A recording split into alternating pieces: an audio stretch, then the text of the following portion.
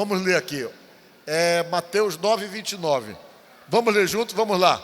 Leiam comigo, bem alto. Vamos lá.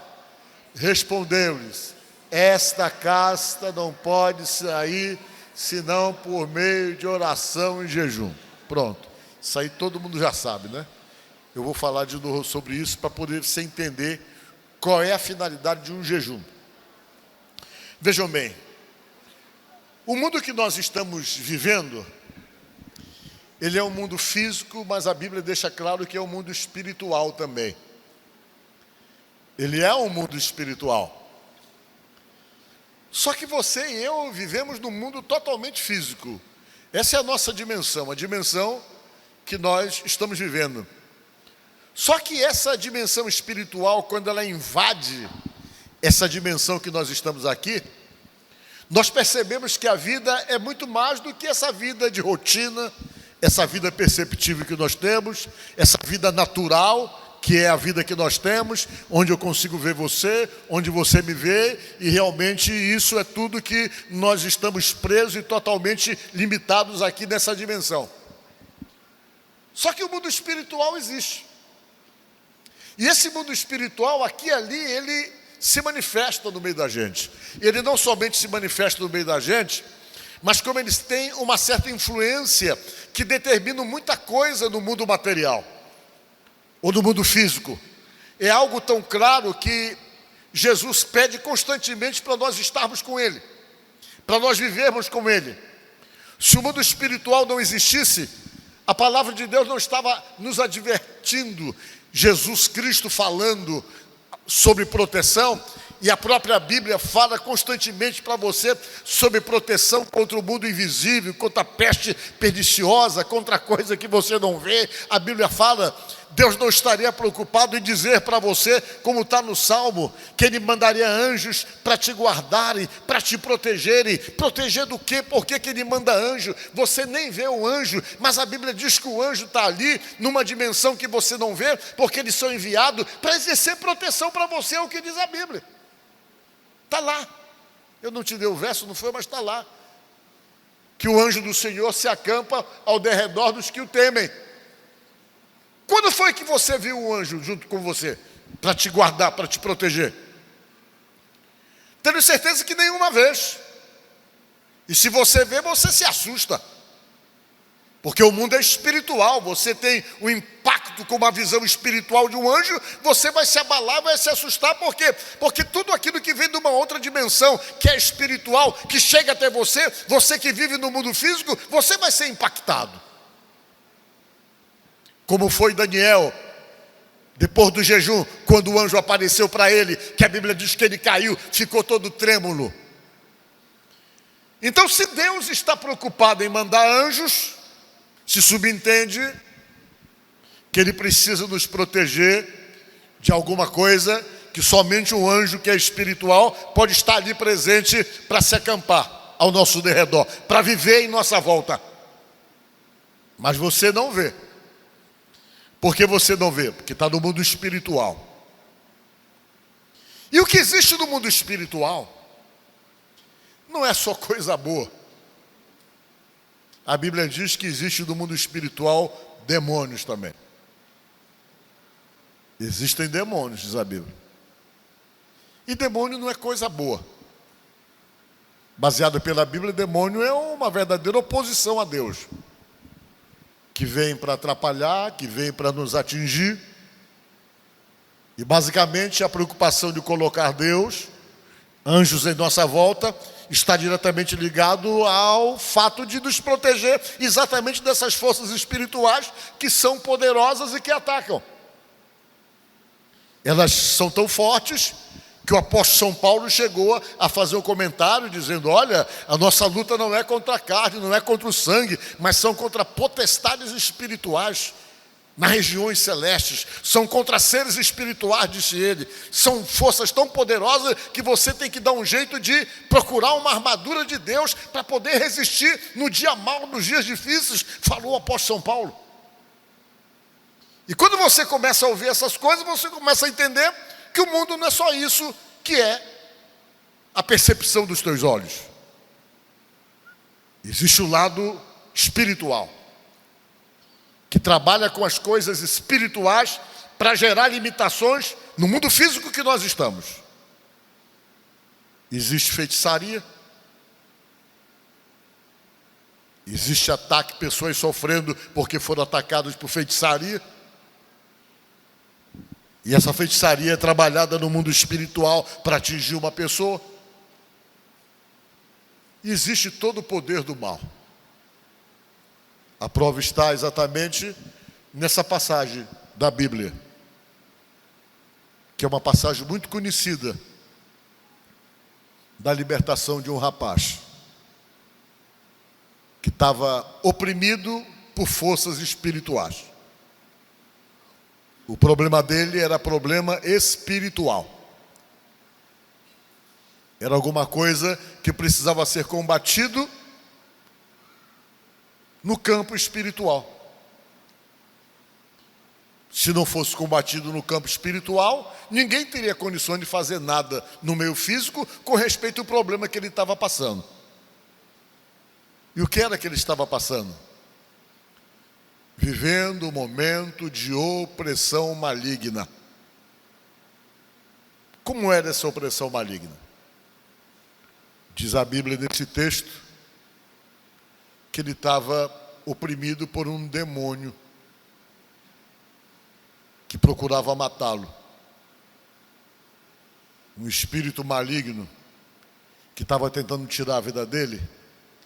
E a forma que esse espírito maligno encontrou para poder tirar a vida do menino era tomar o corpo do garoto e pegava ele, tomava consciência dele e levava ele para dentro d'água para matar ele afogado.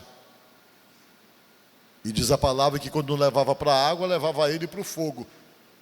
Está aí nos textos. A Winnie vai colocar para você ver. E quem estava sofrendo mais com essa situação espiritual dentro de casa era o pai desse menino, diz a Bíblia. O pai dele estava em desespero. Ele percebeu o problema, ele percebeu que aquilo que estava acontecendo com o filho dele não era uma coisa natural, não era uma coisa normal, não era algo dessa dimensão, mas ele conseguiu detectar que aquilo ali era espiritual. Só que quando ele detectou que era espiritual, ele percebeu também que ele não estava qualificado para lidar com aquilo. Como geralmente as pessoas não usam as armas certas para poder lidar com o que é espiritual. As situações que são espirituais, você tem que lidar e combater de uma forma espiritual também, senão você não consegue. E esse homem entrou em desespero. Ele vendo o problema dentro de casa, o filho totalmente refém de uma possessão demoníaca, era um espírito maligno, um demônio, atacando o menino, tomando a mente do garoto, levando ele para a água, e o pai estava já, eu imagino, com a sua estrutura emocional totalmente fragilizada, porque competia a ele fazer o quê? Vigiar o filho para não deixar o filho morrer. Aí eu acho que ele já não tinha mais sossego na vida. A vida toda era aquele sentimento de alerta, de ficar cuidando do filho, de ficar reparando do filho, para que o demônio não levasse e não jogasse na água, e não jogasse no fogo. E isso deve ter gerado uma desestrutura emocional naquele homem, que eu imagino, deve ter sido desesperador. Todo o mal que esse problema causou na vida da família toda, e muito especialmente na vida daquele pai que tinha que cuidar daquele filho. Mas aí ele teve uma informação. A informação de que tinha alguém que podia resolver o problema dele, claro, no âmbito espiritual. Alguém que tinha autoridade para poder expulsar aquilo que era espiritual, para poder tirar do corpo do menino aquilo. O que ele fez? Ele foi atrás. Pegou o filho dele, vamos ali resolver o problema teu. Vamos atrás de quem pode resolver. Alguém falou para ele que Jesus Cristo tinha a solução para a coisa, e ele disse, vamos lá resolver. Ele pegou o filho dele e levou, descobriu o lugar onde Jesus Cristo estava, ele pegou o filho e levou o filho lá no lugar onde Jesus estava. Só que quando ele chegou lá, Jesus parece que tinha dado uma saidinha. Não estava no lugar, mas estava todo mundo lá. Estavam os discípulos lá. Os 12 discípulos de Jesus estavam lá. Só Jesus que não estava. Jesus tinha saído, a Bíblia não explica onde é que ele estava. E o homem chegou com o filho, trazendo o filho.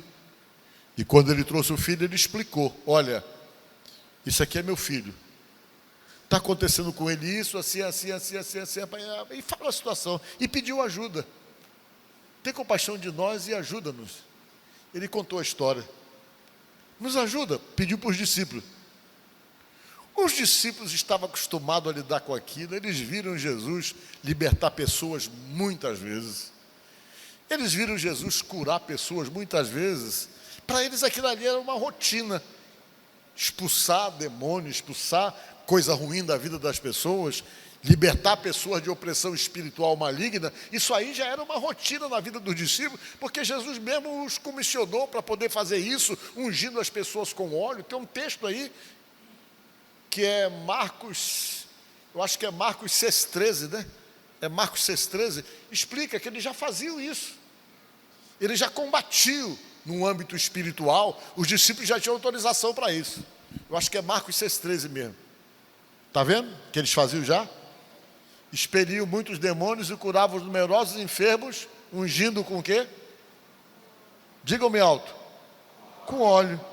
Eles iam, pegavam o óleo consagrado e saíam para pregar, os discípulos, e diz a palavra que eles expeliam muitos demônios. Eles faziam isso aí, direto. Era rotina para eles libertar pessoas, tirando o demônio que dominava a vida espiritual das pessoas. Eles faziam isso constantemente. Só tinha um detalhe, que eles achavam que todo espírito maligno era igual, e não era. Quando a Bíblia fala que existe potestades, né, que diz a Bíblia lá em Atos, né, principados, potestades são poderes, são forças, são governos que têm uma hierarquia, é o que a gente entende. Alguns mais fortes, outros mais fracos, mas são potestades. Então eles estavam acostumados a lidar com aqueles demônios familiares que oprimiam a vida das pessoas, e eles iam fazer esse trabalho que Jesus havia mandado eles fazerem. Eles ungiam as pessoas, curavam pessoas, expulsavam demônios. E para eles, quando aquele pai chegou com aquele menino, era alguma coisa muito normal, não tinha nada de surpresa para eles, algo que era fora daquilo que eles estavam acostumados a fazer. E eles foram, diz a Bíblia, e tentaram expulsar o demônio do corpo do menino. E tentaram expulsar, lutaram. Mas o demônio que estava no corpo daquele rapaz era um demônio de uma patente tão alta que os discípulos não conseguiram, não. Eles lutaram, mas eles não estavam lutando com um exército maligno, com algum subalterno. Tudo se entende que era algum que tinha um poder maior do que aqueles que eles estavam acostumados a lidar. De formas que eles tentaram de todo jeito e não conseguiram. Aquele demônio continuou ali. O pai, que levou ele com aquela esperança de ver o filho liberto, quando ele viu aquilo, ele entrou em colapso. Imagine você vai cheio de esperança, querendo resolver um problema de cura espiritual. Chega lá, você percebe a impotência daqueles que você estava depositando a sua esperança e a sua confiança de que a coisa ia ser resolvida. Você diz: o que é que eu vou fazer agora?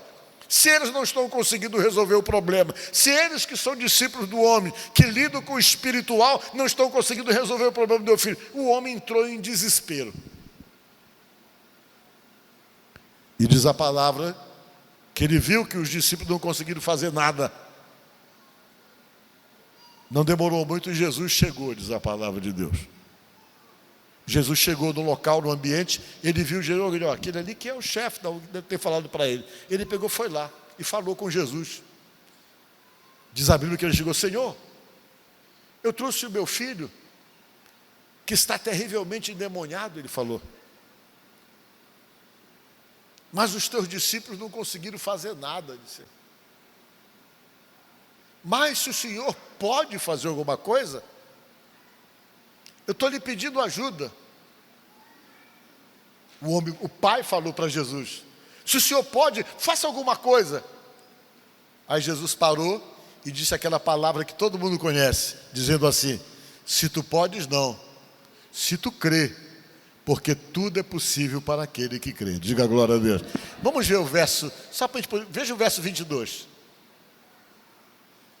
Ele começou a contar para Jesus: e muitas vezes o ter lançado no fogo e na água para o matar, mas se tu podes alguma coisa, tem compaixão de nós e ajuda-nos, ele falou para Jesus. Vamos ver o verso mais acima, que eles falaram.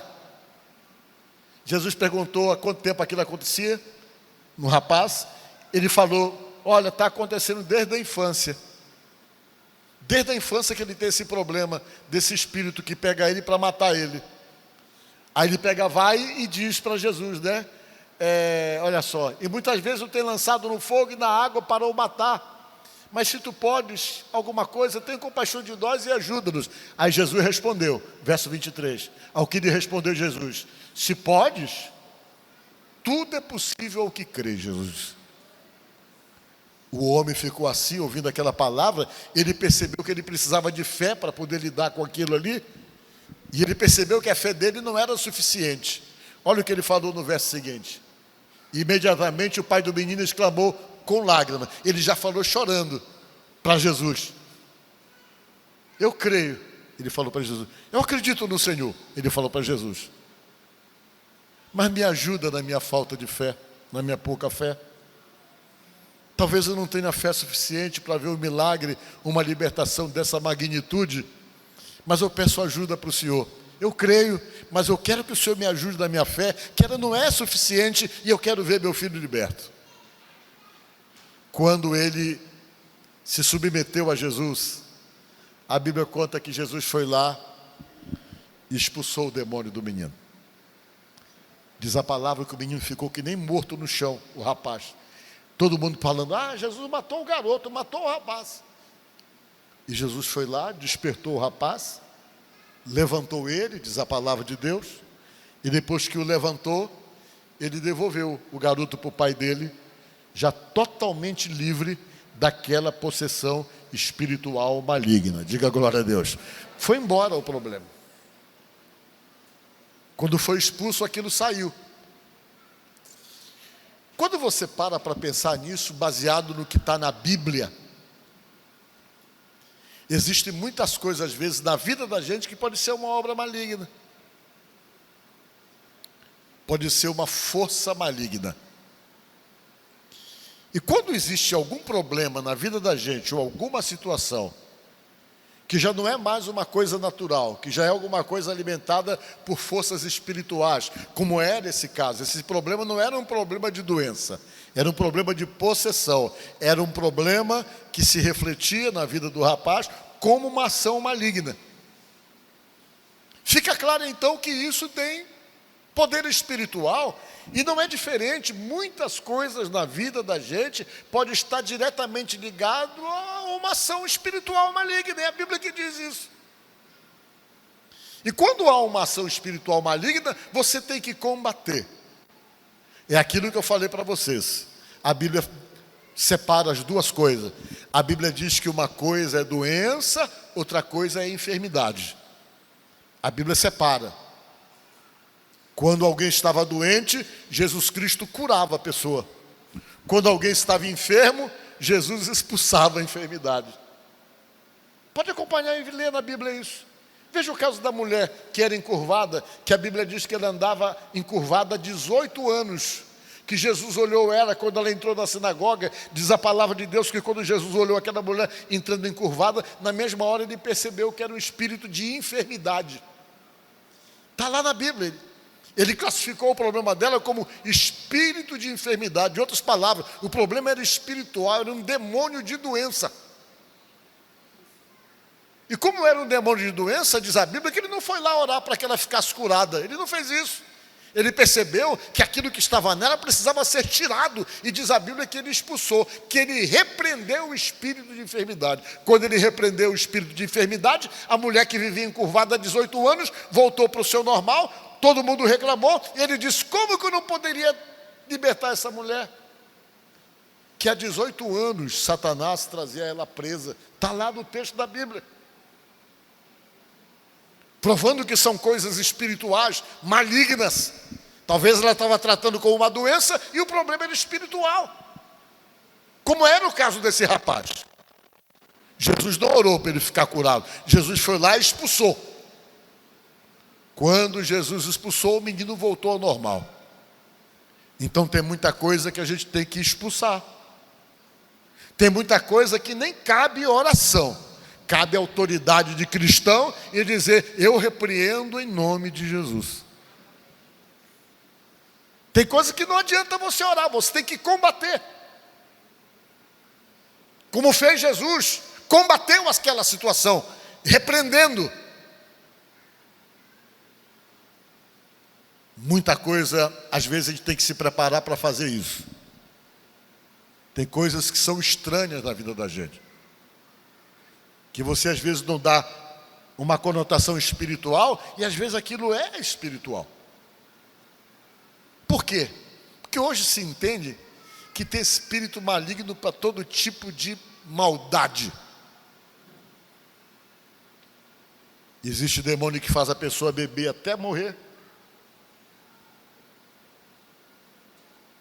Até se dá o nome dele aí. O sujeito está perdendo a vida, mas ele não está conseguindo largar. Às vezes o fígado já está comprometido, ele está todo comprometido, mas ele não consegue largar daquilo. Aquilo é mais forte do que a vontade dele. É o que a Bíblia chama de cativeiro. É quando o inimigo vem e estabelece um cativeiro na vida da pessoa. Conheci uma pessoa que estava com câncer de pulmão, mas ele não parava de fumar, ele dizia que não conseguia. Era mais forte do que ele. Existia um domínio sobre ele. Ele estava se acabando, morrendo aos poucos, mas ele não tinha força de combater aquilo que estava destruindo a vida dele. Sempre que essas coisas acontecem, que há essa obsessão, a Bíblia classifica como ação maligna, como algo que tem que ser combatido, que tem que ser expulsado. Sem tentar demonizar as coisas, ou tudo, mas muita coisa tem a ver com espírito maligno, sim. Brigas. Existem pessoas que brigam todo dia naquele mesmo horário, parece que tem um horário marcado, tem que acontecer alguma coisa para poder gerar aquela confusão. O meu sogro contava a história que antes dele se converter, ele tinha uma vida muito conturbada com a minha sogra. E se existia uma coisa que ele não suportava, era encontrar cabelo na comida. Nessa época ele não era cristão, ele era ignorante, ele jogava o prato fora. E a minha sogra contava que isso era o terror para ela.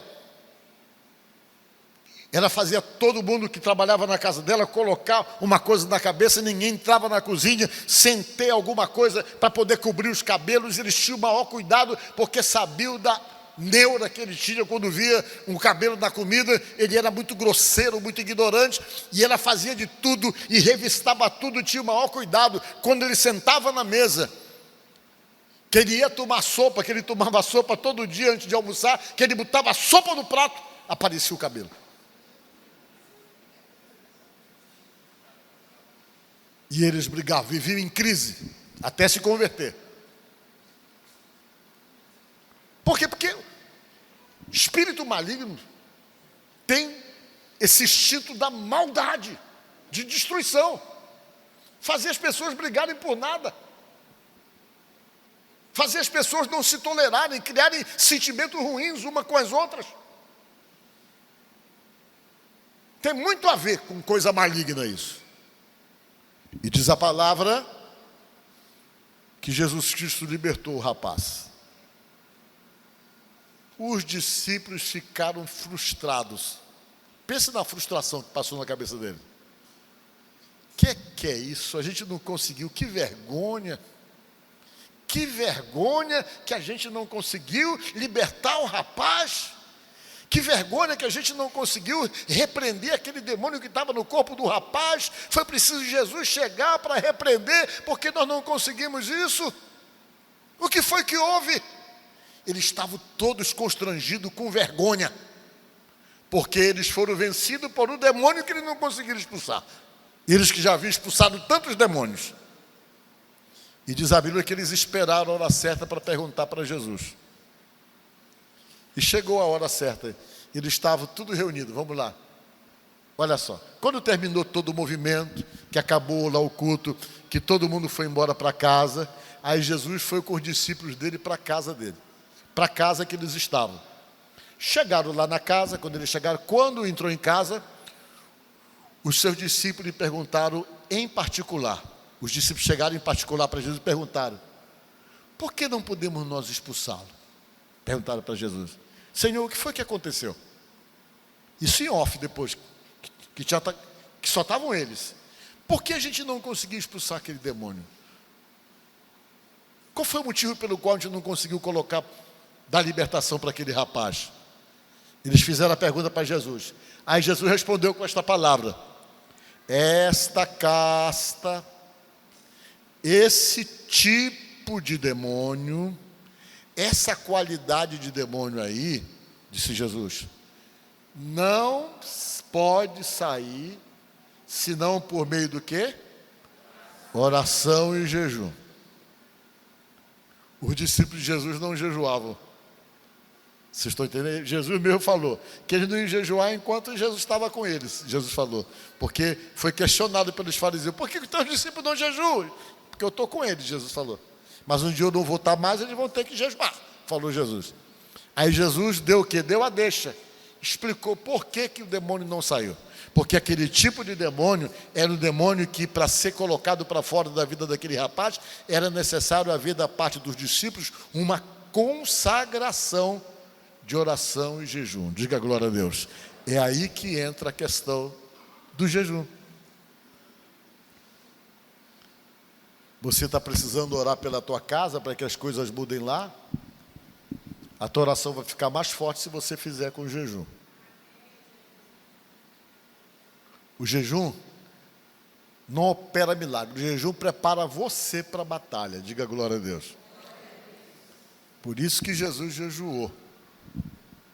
O jejum serve para você se humilhar diante de Deus. É uma consagração também.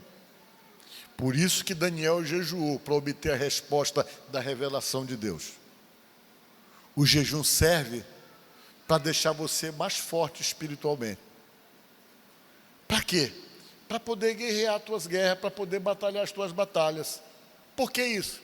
Porque as tuas batalhas e as tuas guerras pessoais e as batalhas espirituais que você tem, você não usa arma convencional. As armas que você vai usar para poder combater aquilo que é esquisito na tua vida, aquilo que é esquisito na tua casa, aquilo que é estranho no meio da tua família, aquilo que é estranho com o teu filho, essas coisas você vai ter que usar armas espirituais para poder combater, porque outra arma não funciona. Você vai ter que usar arma espiritual para poder entrar numa dimensão que é espiritual, que você vai ter que combater. Olha só o que diz 2 Coríntios capítulo 10, verso 4. Olha só o que aqui diz. Digam comigo, vamos lá. Porque as armas da nossa milícia não são carnais, e sim poderosas em Deus para destruir fortalezas, anulando nós sofismas. As armas o que é milícia? É exército civil armado. Vocês estão entendendo? Que somos nós. A gente, para poder combater, a gente tem que usar as armas espirituais. Se você for tentar usar a arma carnal para lidar com uma coisa que é espiritual, você não vai ter sucesso. Porque o Paulo está dizendo que as armas não são carnais. Não é no grito, não é na discussão, é na consagração. Você se consagra, você se prepara espiritualmente e vai orar contra aquilo. Vai ser uma oração forte, por quê? Porque a tua oração está aliada ao jejum, que é uma arma espiritual que você usa para poder combater. E quando a arma espiritual entra nesse contexto de batalha, Aí você consegue combater com a arma certa aquilo que é espiritual. Aí você consegue vencer os problemas que às vezes cercam a tua vida, a minha vida, a nossa vida, que tem cunho espiritual.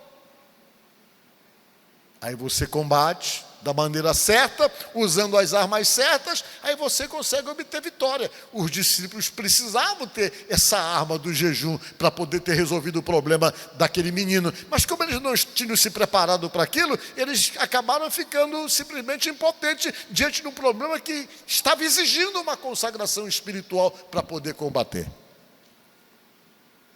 Assim funciona. Talvez você esteja aqui. Não se acostume com aquilo que não é normal. Não olhe com normalidade coisas que não são normais. Sequências de coisas que às vezes vêm sobre a vida da gente, vêm sobre a casa, sobre a família, que você, não, isso aí é coincidência, tem que ser assim mesmo. Não tem que ser assim mesmo. Já comece a ter uma visão e um olhar espiritual para aquilo e pensar a forma de poder combater no âmbito espiritual. Porque Deus está preocupado com você, espiritualmente falando, em preparar você, espiritualmente falando. Tem vários textos da Bíblia que a gente vai ficar pregando esses 21 dias o tempo todo, falando sobre isso, para poder dar um entendimento para você. Domingo eu vou pregar de novo sobre isso. E vamos explorar um pouco onde é que a Bíblia fala sobre essas questões. Porque quando você sabe quais armas que você tem que usar diante de determinadas batalhas, você entra numa luta de igual para igual. Mas se você usar a arma errada dentro de uma batalha que é espiritual, e você tenta agir naturalmente, carnalmente, combatendo aquilo, inevitavelmente a derrota se estabelece para você e você é vencido. Aquela mulher que estava encurvada há 18 anos, ela estava na igreja, ela foi para a sinagoga. Com certeza ela frequentava ali há 18 anos. Como ninguém combateu da maneira correta, ela ficou 18 anos encurvada. Foi necessário Jesus perceber o que estava acontecendo e disse, é um espírito de enfermidade, eu vou expulsar. Ele expulsou com a reprovação de todo mundo que estava ali, que eram religiosos, mais tradicionais. Para que fazer isso? Mas Jesus percebeu que o problema dela não era uma doença. Ele pegou, foi e expulsou. Quando ele usou o método da forma correta, a mulher se libertou de um cativeiro de 18 anos. Então tem muitos cativeiros que se estabelecem na nossa vida, que para serem quebrados é necessário usar as armas espirituais, como nós lemos aí em 2 Coríntios. E o jejum é uma das armas espirituais. São muitas, mas essa é a que nós estamos propondo para você realmente usar para combater, talvez, o que você está precisando combater. Diga glória a Deus. Tem coisas que você não tem que olhar com normalidade. Tem que olhar e já partir para o lado espiritual de combate. Porque existem coisas que não são naturais. O mundo natural é o que você está, que nós estamos. Mas existe o mundo espiritual. E o que vem no mundo espiritual tem muita força no mundo físico que nós estamos. Mas com Jesus, obedecendo os ensinamentos dele, para combater o que tem que combater, não tenha dúvida, a vitória sempre vai ser nossa, pelo poder de Deus. Amém?